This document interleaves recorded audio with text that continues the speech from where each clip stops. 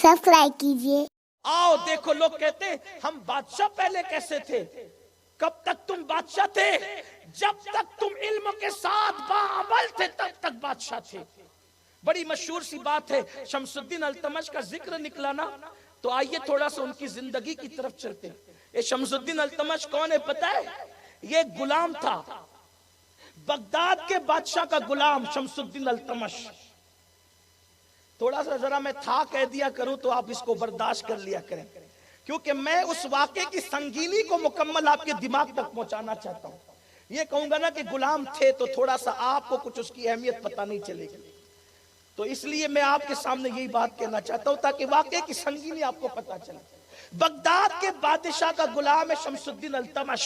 ध्यान देना अचलपुर वालों, गाज़ी इस्लाम अली के बेटे के कदमों में बैठकर जिक्र मुस्तफा और तालीमात मुस्तफा सुनने वालों, अचलपुर के सुन्नी मुसलमान बड़े खुश नसीब हैं कि वो रहते हैं तो उसकी हुकूमत में रहते हैं जो अली का बेटा है। सुभान अल्लाह, नारे तकबीर, नारे शहीद रिसालत की हुकूमत में रहते हैं।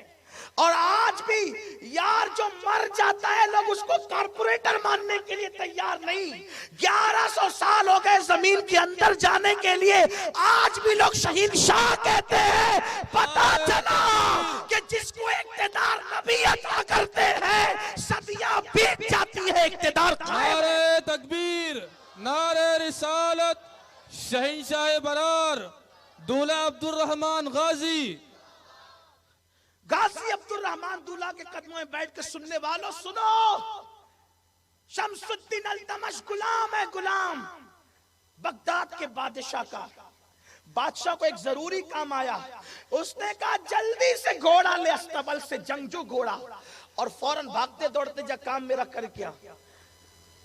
आमतौर पे ऐसा होता है ना, हम जल्दी बच्चों को अपनी बाइक नहीं देते, लेकिन काम अर्जेंट आ जाए तो हमें कहते बेटा जरा जल्दी चाबी ले, मेरी बाइक लेके जा, जल्दी से जा, काम कर क्या है ना, उजलत जो होती है ना। वरना आम दिनों में मांगे बेटा गिर जाएगा ना, तो ये हो जाएगा, वो सारी चीजें होती है। लेकिन जब काम आ जाए तो खुद चाबी है, बेटा जरा जल्दी से काम कर क्या, क्योंकि काम जल्दी चाहिए ना, उसकी संगीनी बहुत जल्दी से तुझे वापस आना है। कब जरा जल्दी से अस्तबल से घोड़ा ले, अरबी घोड़ा, और दौड़ाते जा, जल्दी से काम कर क्या।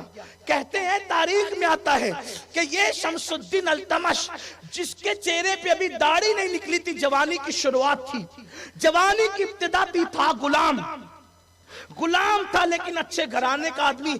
हालात ने गुलाम बना दिया था, हादिसात ने गुलाम बना दिया था, हवादिसे रोजगार ने गुलाम बना दिया था। याद रखना, अच्छे खानदान के लोग गुलाम रहे तो भी किरदार आला रहता है, और बुरे खानदान के लोग आका बन जाए तो भी किरदार आला नहीं रहता।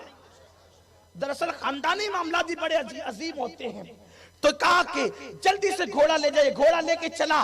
शमसुद्दीन इब्तिदाई जवानी है, एक ओटे पर दो नूरानी चेहरे वाले वली एक दरख्त के नीचे बैठ के बातें कर रहे हैं। एक का नाम है कुतुबुद्दीन बख्तियार काकी, दूसरे का नाम है शेख शहाबुद्दीन उमर सोहरवर्दी। सुभान अल्लाह। शमसुद्दीन ने देखा दो वली जमीन पे बैठे हैं ओटे पे, और मैं घोड़े पे जाऊं, बेअदबी है औलिया की, औलिया की बेअदबी है। कहा देर से बादशाह के पास पहुंचूंगा, डांटेगा डांट सुन लूंगा, मारेगा मार खा लूंगा, लेकिन वली जमीन पे बैठा हो, मैं घोड़े पे जा नहीं सकता। वली के अदब में वो घोड़े से उतरा और घोड़े की लगाम पकड़ के पैदल सर झुका के जाने लगा। बाबा कुतुब ने दिल की बात दिल से जान ली, फरमाया शहाबुद्दीन देखो दिल्ली का बादशाह जा रहा है। नारे तकबीर, नारे रिसालत, सैयद अमीरुल कादिर साहब किबला, सुन्नी दावत इस्लामी। शहाबुद्दीन दिल्ली का बादशाह जा रहा है। कोई खड़ा था, कहा हजरत ये दिल्ली का बादशाह नहीं है, ये तो बगदाद के बादशाह का गुलाम है। बाबा कुतुब ने कहा अल्लाह के बंदे की, अल्लाह के वली की जिसने ताज़ीम की, अब वो गुलाम नहीं रहता, अब उसे बादशाह मिल करके रहे। नारे तकबीर, नारे रिसालत, सुन्नी दावत इस्लामी। मुझे हैरत है वली की ताज़ीम में जमीन पे आ जाए तो खुदा दिल्ली का बादशाह बना देता है। जो ताज़ीम का हक अदा करे उसके मर्तबे क्या होंगे। नारे इसीलिए तो तकबीर। अहले सुन्नत का इमाम कहता है जो नबी के एहतराम करे, नबी की ताज़ीम करे, नबी पे फिदा हो जाए, मेरे इमाम ने कहा है फिर नकीरें करते हैं ताज़ीम मेरी, फिदा हो के तुझ पे ये इज्जत मिली। ये शमसुद्दीन बादशाह फिर आजाद हो गए, बादशाह बन गए दिल्ली के। आप देख रहे हैं थोड़ी सी दौलत आए तो दीन का मजाक उड़ाते हो। जब बाबा कुतुब दुनिया से जाने लगे ना, मशहूर सी बात है, कोई नई बात नहीं, फरमाया कि मेरी नमाज जनाजा वो पढ़ाए जिसने किसी गैर महरम पे नजर न डाली, जिसकी कभी तहज्जुद फौत नहीं हुई, जिसकी कभी तकबीर उला जमात से जो तकबीर उला नहीं छूटी, उसने कभी जमात तर्क न की। लोग हैरान थे कि बात तो इमाम तो जंगल से आएगा, फिर दिल्ली में ऐसा बंदा कौन है जो ना महरम को न देखे, जिसकी जमात ना छूटे, जमात तो जमात तकबीर उला ना छूटे, तहज्जुद फौत ना, वो तो जंगल से आना होगा, है ना। अगर आज ये वसीयत कोई कर जाए तो मैं समझता हूँ शायद जनाजा ही पड़ा रह जाए, यही तो हाल हो। और वसीयत करने का हक भी किसी को कैसे हो, आज कोई ऐसा भी तो हो, लेकिन वो दिल्ली थी, दिल्ली का बादशाह। दिल्ली वाले सोचे कौन आएगा, जनाजा रख दिया गया, देर हुई। आज कोई एमएलए साहब जुमा की नमाज पढ़ते तो अखबार में आता है एमएलए साहब ने फला मस्जिद में जुमा पढ़ा, एहसान किया। ये हाल है, हंसने की बात नहीं है, दुख की बात है। जुमा पढ़ ले हाँ जनाब तो अखबार में छपता है जुमा पढ़ा, किसी गरीब से मुसाफा किया तो फोटो छपता है गरीब से मुसाफा किया। अब तक बेचारे की गुर्बत छुपी हुई थी, मुसाफा करके उसकी गुर्बत का पर्दा भी उठा दिया। ये हाल है, ये कैफियत है तुम्हारी। लेकिन जब दिल्ली के ताजदार, असल ताजदार बख्तियार काकी का जनाजा रखा हुआ था, लोग नमाज पढ़ के छपाते हैं, वहां हाल यह है कि देर तक इंतजार हुआ।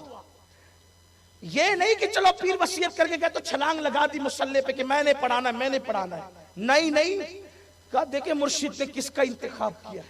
बहुत देर गुजरी, जब कोई नहीं आगे आया तो फिर दिल्ली का बादशाह खुद आगे आया, शमसुद्दीन अल्तमश, और आगे आकर के जो मुसल्ले पे खड़े होकर के मुर्शिद के जनाजे से कपड़ा हटाकर कहते हैं आप तो खुद पर्दा कर गए और हमें बेपर्दा कर दिया। अगर ये राज से पर्दा न उठाया होता तो शमसुद्दीन के कफन में ये राज जाता कि मैं भी तहज्जुद गुजारता, इबादत करके यूं छुपाते थे, जमात के यूं पाबंद थे, दीन के यूं पाबंद थे, तब खुदा ने तुम्हें बादशाह बनाया था। आज थोड़ी सी दौलत आती है तो जिना के अड्डे नजर आते हैं, शराब के अड्डे नजर आते हैं, जुए के अड्डे नजर आते हैं। अपनी दौलत पर जितने पाप मुसलमान कर रहे हैं शायद ही कोई कर रहा हो। इंटरनेट पर जितना खर्चा जिना के मनाजिर और ला यानी बातों में हम करते हैं, उससे एक खानदान का खर्चा निकल सकता है, लेकिन इसकी फिक्र है किसे। जैसे मरने को भूल गए, मौत को फरामोश कर गए, नहीं पढ़ाना बच्चों को, नहीं पढ़ना, दीनदार नहीं बनना, नहीं बनाना। कमेंट शेयर जरूर करिए।